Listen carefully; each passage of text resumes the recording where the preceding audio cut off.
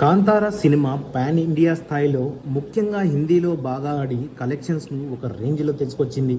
కాబట్టి కాంతారాకు సీక్వెల్గా వస్తున్న కాంతారా చాప్టర్ 1 సినిమాపై కూడా చాలా ఎక్స్పెక్టేషన్స్ ఉన్నాయి.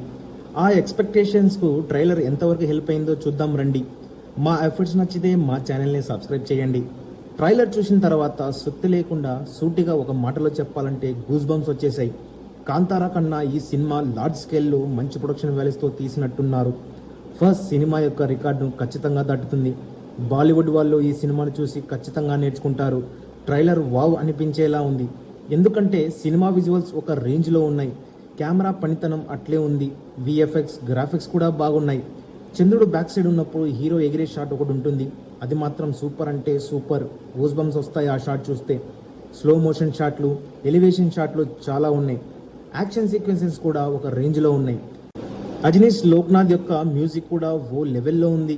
ఫస్ట్ సినిమాలో విలన్కు క్యారెక్టరైజేషన్ అంత ఇంపాక్ట్ఫుల్గా లేదు. కానీ ఈ సినిమాలో విలన్ క్యారెక్టర్ను బాగా రాసుకొని హీరోను అంతకన్నా ఎలివేట్ చేసి చూపించినట్టున్నారు. సర్వైవల్ థ్రిల్లింగ్ అంశాలు దీంట్లో చాలా ఉన్నాయి. దీనికి తోడు హర్రర్ సస్పెన్షన్ మిక్స్ చేసినట్టుంది.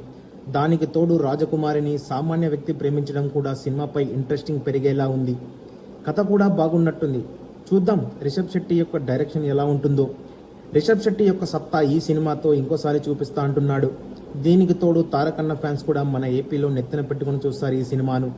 ట్రైలర్ను బట్టి చూస్తే ఈ సినిమాలో రిషబ్ శెట్టి యొక్క యాక్టింగ్ సాలిడ్గా మరియు బెస్ట్ పర్ఫార్మెన్స్, టాప్ పర్ఫార్మెన్స్ అని చెప్పొచ్చు. రుక్మిణి వసంత్ని కూడా మంచి క్యారెక్టర్ ఉన్నట్టుంది.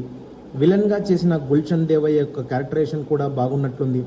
ఈ సినిమా బ్లాక్ బస్టర్గా ఉండబోతోంది అనేది ట్రైలర్ని బట్టి చూస్తే అర్థమవుతుంది. అధర్మంపై ధర్మం ఏ విధంగా గెలుస్తుంది, ఎలా గెలుస్తుందో ఈ సినిమాని చూస్తే అర్థమవుతుంది.